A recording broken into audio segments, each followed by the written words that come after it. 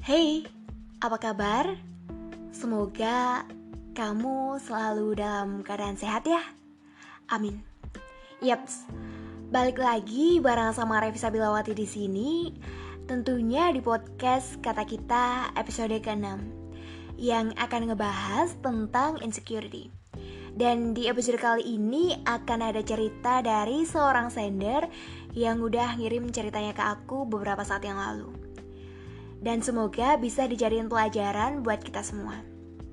So, di sini aku mau tanya nih, apa sih yang terlintas di pikiran kamu ketika dengar istilah insecurity? Ya, pastinya semua orang udah pernah rasain. But sometimes they don't realize that the feeling is insecurity. Sebenarnya insecure ini ada dua macam. Yang pertama tentang keadaan fisik, dan yang kedua dari psikis. Oke, di sini ada beberapa hal yang pengen aku sampaikan juga.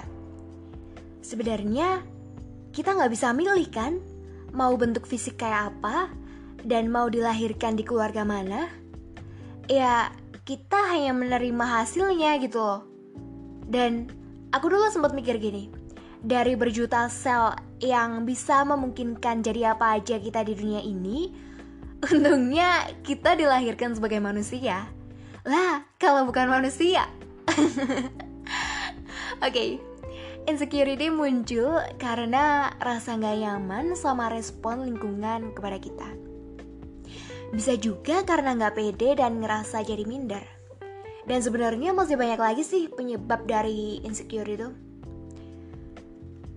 Dan gini nih, jadi yang dapat kita lakuin di sini ya cari lingkungan yang bisa menerimamu. Capek kalau cuman cari penilaian dan pengakuan dari orang lain, dan jatuhnya nanti malah jadi sombong. Soalnya kita ngerasa puas udah berhasil membuktikan sesuatu itu ke orang-orang. Beda halnya kalau kamu buktiin itu ke diri kamu sendiri. Misal, kamu pengen jadi ranking 1. Karena kamu pengen jadi ranking 1, di situ kamu pengen menguji diri kamu sendiri. Kalau aku pengen ranking 1, aku nanti bisa gak ya memenuhin kualifikasi atau syarat-syarat buat jadi ranking 1 itu.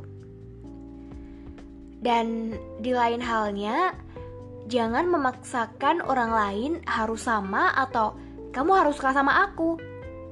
Gak bisa. Karena kamu gak bisa ngebuat mereka jadi seperti apa yang kamu mau. Karena kita hidup di dunia ini dengan banyak orang yang dimana mereka punya jalan pemikiran masing-masing. Aku buat podcast ini pun juga gak memaksa kamu buat harus suka sama podcast aku ini, sama konten aku ini, enggak. Tapi kalau misalkan emang podcast ini dirasa bermanfaat dan kamu suka, ya alhamdulillah. Alhamdulillah, berarti selama ini kinerjaku gak sia-sia gitu loh. Toh kalau masalah konten juga bersifat subjektif. Kalau misalkan kamu udah berusaha yang terbaik buat dirimu dan orang-orang yang kamu sayangi, tapi kok hasilnya belum memuaskan dan malah dianggap remeh sama orang-orang, ya berarti ini adalah tantangan mental. Kalau misalkan ada kritik, entah itu pahit yang bikin kamu nyesek banget, atau bagus yang buat kamu semangat buat pertahanin apa yang udah kamu capai, berarti itu sebagai uji coba buat kamu. Udah siap apa belum nih sama tantangan mental itu tadi? Dimana setiap kepahitan pasti akan menjadi pelajaran dalam kehidupan. Dan insecurity berkaitan banget sama yang namanya percaya diri. Kalau misalkan kita selalu ngerasa gak pede, berarti dalam diri kita masih ada rasa kita membandingkan diri kita dengan orang lain, dan belum menerima diri kita sendiri sepenuhnya. Yang sebenarnya kamu tuh punya kemampuan yang ya dengan standar yang tinggi gitu loh. Dan kelebihan yang kamu punyai gak dimilikin sama orang lain.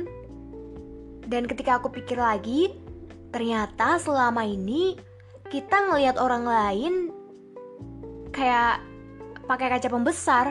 Dalam arti gini, kita bisa ngelihat apa yang dimiliki orang lain dengan standar yang tinggi. Wah, dia keren ya, bisa ini itu, punya ini itu. Dan ketika orang lain memandang kita, mereka juga pakai kaca pembesar itu tadi. Jadi kita belum pakai itu kaca pembesar buat ngelihat kemampuan kita yang sebenarnya juga punya standar yang tinggi. So, berhenti buat ngebandingin diri kita dengan orang lain. Karena sejatinya di atas langit masih ada langit. Ketika kita udah nerima diri kita sendiri dan kita merasa nyaman tanpa memikirkan omongan orang lain yang itu toxic banget buat kamu, di situ kamu akan ngerasa loving yourself. Kamu bisa merasa bersyukur banget di situ dan akan timbul rasa pede itu dengan sendirinya. Di sini aku juga mengutip kata-kata dari Clara Bernadette, di mana dia adalah salah satu pemeran dalam film Imperfect.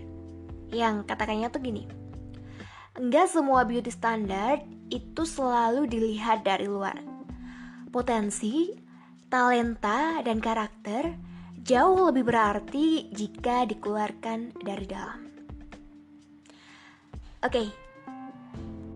Di sini aku juga akan ceritain kisah nyata dari seorang sender yang bernama Bella. Coba deh, rasain seolah-olah ketika aku bercerita nanti, kamu merasakan apa yang sender rasain. So, here we go. Kalau ngomongin soal insecurity sih, sebenarnya hidupku penuh dengan hal itu. Serius. Sampai bingung mulai dari mana.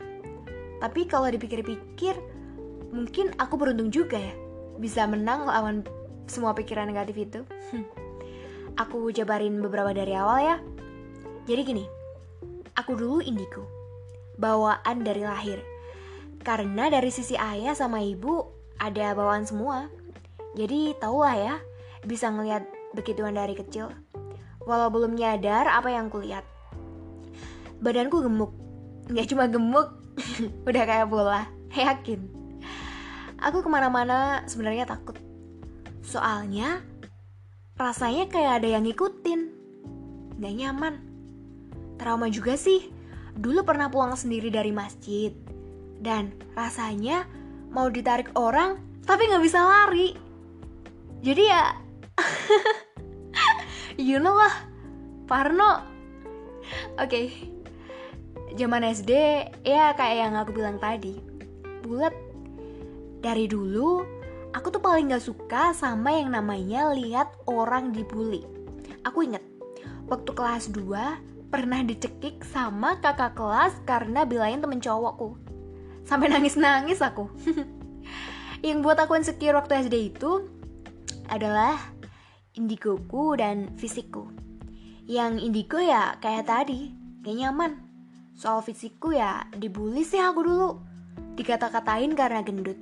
Sepeda dimasukin bekas es kucir. Sampai pernah dilemparin kertas juga. Kayak drama ya. Tapi itu asli, serius. Mungkin sampai sekarang aku gak pede ya ke bawah itu semua.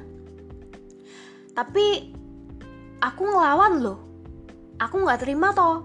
Aku kejar pakai sapu sama penggaris kayu yang panjang itu loh. Aku tendangi juga, walau sambil nangis-nangis.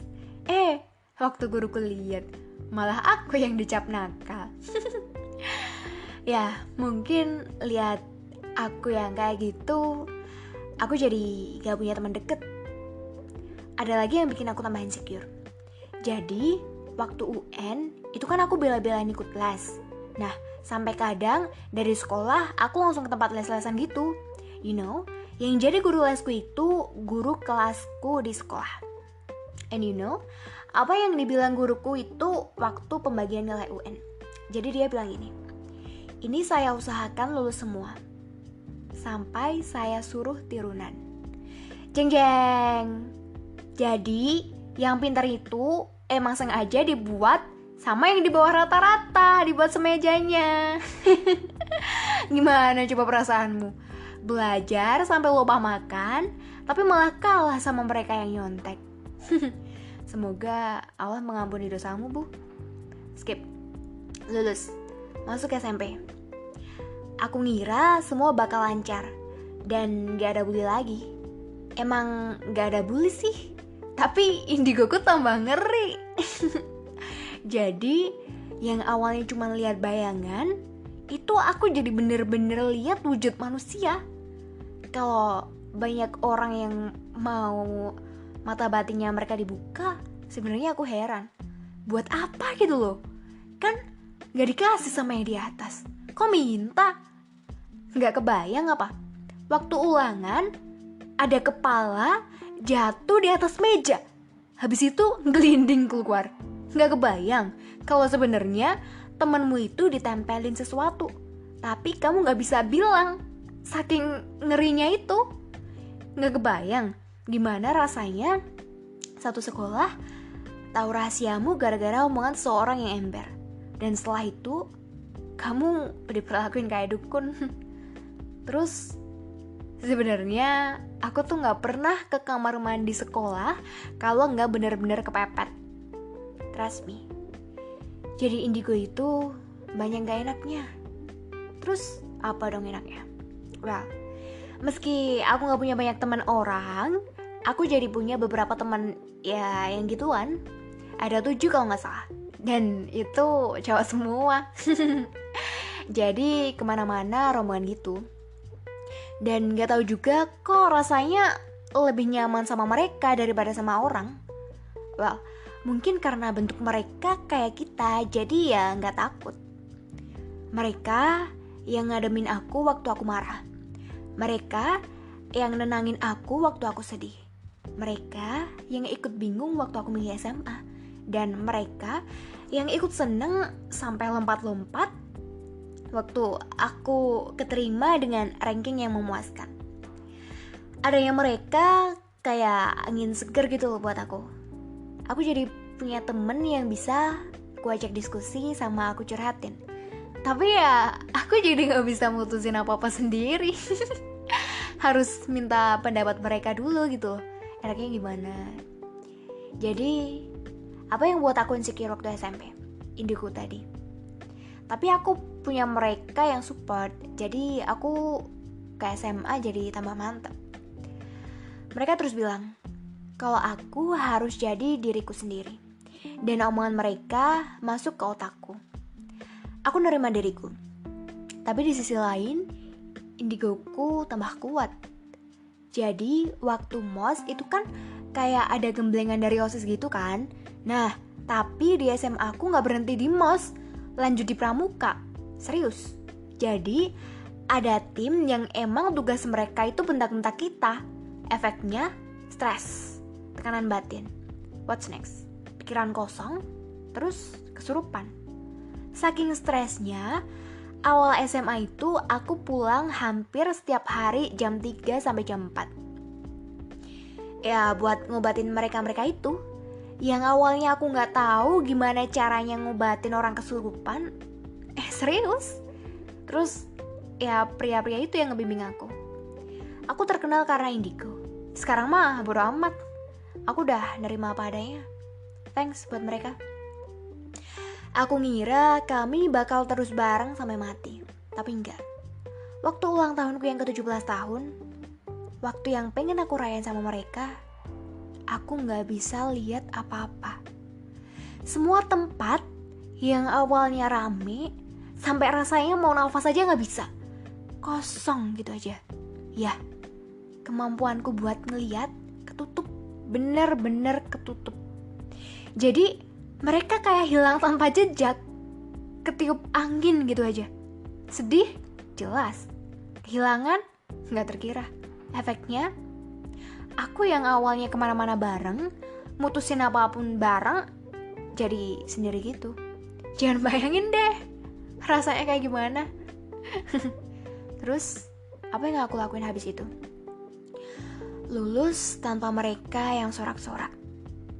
Lanjut ambil D1 sesuai dengan apa yang pernah kami bahas dulu. Skip ya. Waktu yang buat aku stres ketika aku nunggu panggilan interview buat on job training atau OJT. Teman-temanku yang lain udah pada berangkat buat OJT bulan Oktober sampai November. Gelundungan aku di rumah, tanpa hiburan, tanpa suara ribut mereka. Stres. Sebulan lebih benar-benar aku ngerasain sendiri. Aneh rasanya. Akhirnya aku berangkat bulan Desember ke Jogja.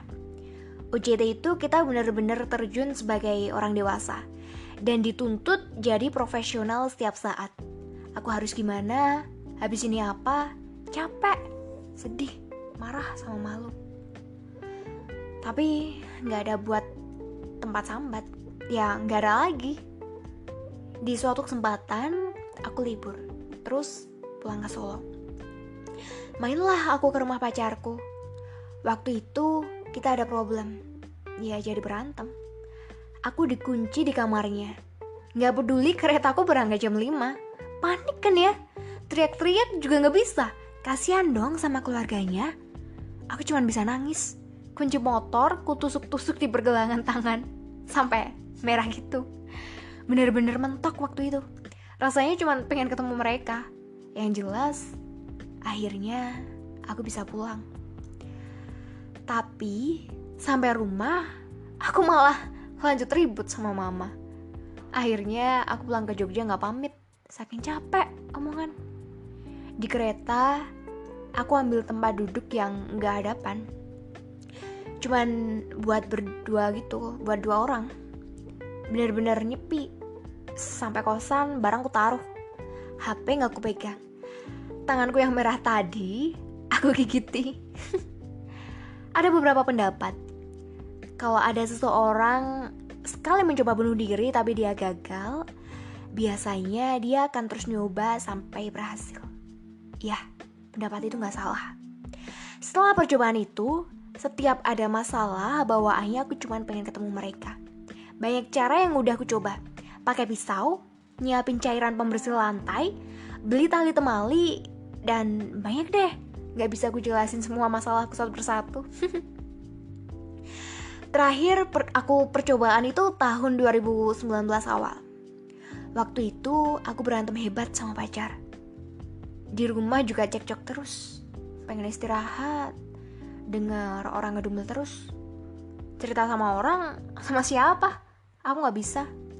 Karena aku tahu semua orang saat itu stres. Mereka punya masalah sendiri-sendiri.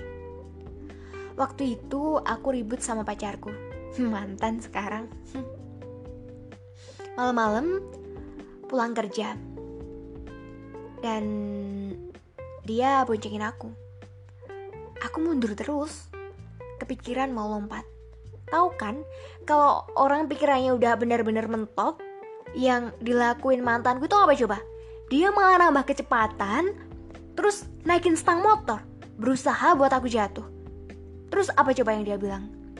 Kalau kamu benar-benar niat bunuh diri, kamu gak akan pegangan. Kamu pasti udah lompat dari tadi. Aku nyesek banget waktu ingat ini. Kami pacaran saat itu udah masuk 4 tahun. Dan aku gak tahu dia masih hidup apa enggak kalau gak ketemu aku. Dia pernah kelaparan, gak punya pegangan sama sekali. Bener-bener di titik terendah hidupnya, sampai gak diakuin bapaknya. Dan aku dampingin. Bayangin coba, setiap hari ngelewatin rumah sendiri, cuman buat nganterin dia pulang. Gak peduli hujan apa panas. Bucin banget ya. Tapi kalau gak sama aku, sama siapa dia mau bergantung? Oke, setelah dengar itu tadi, aku cuma bisa nangis tanpa suara. Aku anterin ke rumahnya. Aku tahu ada jalan menurun ke rumahnya. Waktu di jalan menurun itu, aku lompat. Bayangin aja deh, guling-gulingnya kayak gimana. Kepala aku kebentur. Tapi untungnya aku pakai helm. luka sampai sekarang masih ngebekas. Dianya baru panik dong. Motornya langsung dimatiin. Terus jalan aku dituntun. Abis itu dia pinjam motor tetangga dan aku diantar pulang. Ya kita motoran sendiri-sendiri. Aku jadi mikir, seandainya teman-teman ngelihat ini, mantanku itu pasti udah habis diajar. Aku depresi. Even sampai sekarang, pikiran bunuh diri itu selalu muncul kalau benar-benar lagi mentok. Keinget kesalahan masa lalu yang seharusnya gak perlu dibahas. Bikin aku ngebenturin kepala ke tembok. Tapi tetap aja, mereka gak muncul. Aku jalanin hidup gitu aja, flat. Setiap keputusan ku buat pakai insting. Rasanya kayak gambling. Aku gak tahu ini bener, ini salah. Aku harus gimana, aku gak tahu. Tapi aku paksa buat diriku yakin. Aku jadi makin sadar kalau jadi anak indigo itu gak enak. Seandainya aku gak ketemu mereka, aku akan ngerasa kehilangan sampai sedepresi ini. Mungkin Enggak ngerasain itu. Tapi kalau aku gak ketemu, mungkin aku tetap akan jadi diriku yang lama, yang insecure sama bentukanku. Terus kalau masalah insecure saat ini, aku susah jelasinnya. Aku udah nerima diriku apa adanya. Tapi jujur, aku masih gak pede sama wujudku sekarang. Apa karena lingkungan yang kulihat emang cewek yang cantik-cantik? Entah. Apa karena cowok di sekelilingku itu selalu deketin cewek yang lebih nyekerin mata sampai muji-muji mereka? Bisa jadi. Apa aku kurang bersyukur? Mungkin. Tapi tahu gak sih, kalau orang yang insecure dan depresi itu cuman butuh didengerin tanpa perlu dikomentarin berlebihan. Gak perlu komentar, kamu seharusnya bla bla bla bla bla bla. Gak perlu komentar, aku tahu perasaanmu. No, itu sama aja gak menghargai mereka. Tapi ya untuk saat ini tetap aja aku harus pakai topeng. Harus keep smile. Kelihatan oke, grooming bagus, gak boleh nangis, gak boleh marah. Why? Kan kerja. Apalagi di hospitality industry yang menuntut pelayanan terbaik. Jadi ya harus hahihi dong. Padahal mah aslinya kalau mau tidur nangis sesenggukan sampai capek, terus ketiduran. Besoknya kan harus keep smile lagi. Apa yang bisa mengatasi insecure? Kalau menurut aku sih, stop lihat semua hal yang menyilaukan itu. Perbaiki diri, cari kegiatan yang nyenengin, sibukkan diri. Itu lebih baik daripada nangisin diri sendiri. Pesanku sih, gak perlu dandan kalau gak kepaksa banget. Jangan hujat diri sendiri. Jangan terobsesi oleh beauty standard sampai ingin merubah ciptaan Tuhan. Aku tahu, kalian yang insecure butuh didengarkan. Aku tahu, kalian butuh nangis. Gak apa-apa, nangis aja. Nangis gak akan merubah dirimu jadi monster. Makan coklat, seblak, atau apapun yang kamu suka. Nonton drama kesukaanmu sampai puas. Habis itu, waktunya buat berdiri tegak lagi. Dunia gak akan berhenti walau kamu nangis. Hidup gak akan ngasih kamu belas kasihan sekalipun kamu ngemis-ngemis. Orang tuamu besarin kamu dengan penuh kasih sayang. That's why kamu harus cinta sama dirimu sendiri. Aku tahu kalimatku ini kesannya semu, tapi trust me, orang yang bener-bener cinta sama kamu bakal nerima dirimu apa adanya. Oke, teman-teman, itu tadi cerita dari Bella. Thank you Bella, udah mau berbagi. Dan semoga kita semua bisa mengambil hikmahnya. Dan the last point, jadi gini, inner beauty akan mengeluarkanmu dari insecurity. Dan terima kasih telah mendengarkan podcast ini. Sampai bertemu di episode selanjutnya. Bye.